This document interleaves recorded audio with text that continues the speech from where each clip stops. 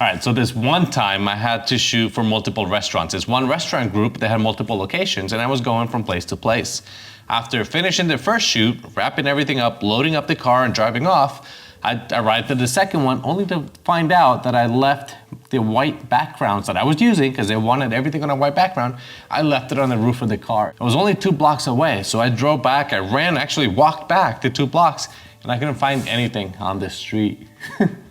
Welcome to the channel. My name is Charles Wollertz. This is Wollertz Photography, and here we talk about all things photography. But today, I want to get into the mistakes that we make. Mistakes that we made before that I've taught as a lesson, and hopefully can save you guys some time. And if you have anything to share, leave it down in the comments, and maybe I'll make a separate video. But let's get back to that story. This was a huge client, and they wanted food and drinks on white backgrounds.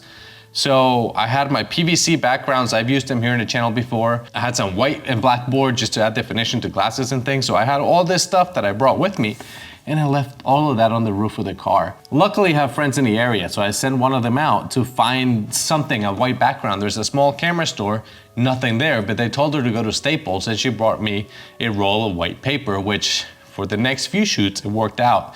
But now I'm stuck with this client. He's looking at me because I'm using a 10-year-old reflector, the 5-in-1 reflector that looks gray. It's not even white anymore. It's all wrinkly and stuff, and I'm using that as a white background.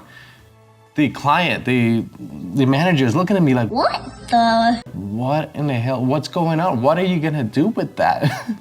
Luckily, I knew enough about Photoshop that I could isolate the things on white using lighting. I was able to deliver photos, and he was happy with the images. Almost a decade later, they're still one of my best clients. So luckily, I was able to save that, and he had seen the white background that I had in the first restaurant.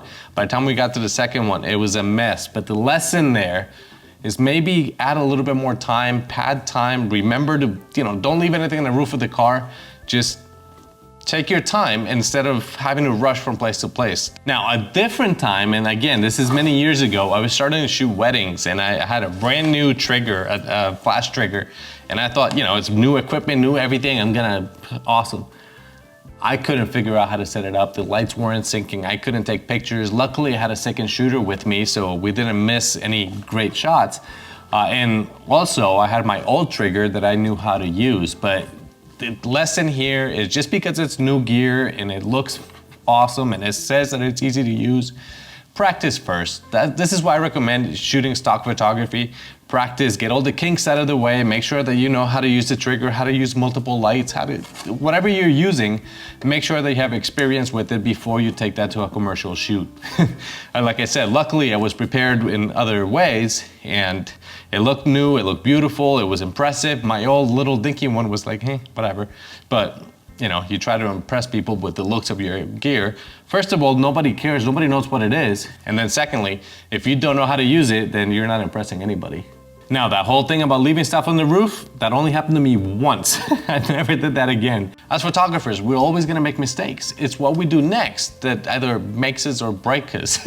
I mean, we're all human, right? How many times have we ran out of the door to take pictures only to realize we have the lens cap on and we missed a shot? Or we grab the camera because there's an exciting thing, and then we go to take the picture and it's on 2 or 10-second timer, and we're like, deep, deep, deep. Or we get to the location, we go to take a picture and we forgot our memory card or the battery, or even the camera. We thought it was in the car, but it wasn't. All these things happen, and that's part of why I wanted to make this video. Somebody else sent in a story. This is from John. In early 1994, I had the chance of a lifetime to spend 3 days in Israel. Visited Tel Aviv, Bethlehem, and Jerusalem. I had my Olympus OM1 and spent the entire day visiting amazing biblical sites. The Church of Nativity, the Garden of Gethsemane, the Wailing Wall, and more. That night, I went to unload my film only to realize that I never loaded it correctly. The film never caught. The camera was clicking and the exposure counter moved, but nothing was recorded. I'd owned that camera since 1978. Can you imagine the heartbreak? Once in a lifetime shots gone. Wow. Well, John, thanks for sharing that story. Digital has made a big difference. Being able to see your pictures while they appear in a camera really helps avoid these types of mistakes. But being careful, I mean, you've done that a million times probably, replaced the film, but then that one time, Oh, I can't even imagine. Again, thanks for sharing that story. And that also transfers to YouTube, you know, like when we're in front of a camera, people expect us to be knowledgeable for everything, and I'm not. I'm learning. Every time I make a video, I learn something new, and I'm happy to share that with you guys. I'm happy to share my mistakes. You go from here, you adjust. There's always adjustments that we make. This is not one size fits all. There's always learning curves. And I really appreciate that you guys stick with it, because I've never been the best at this. I don't know how these other YouTubers make it look so easy.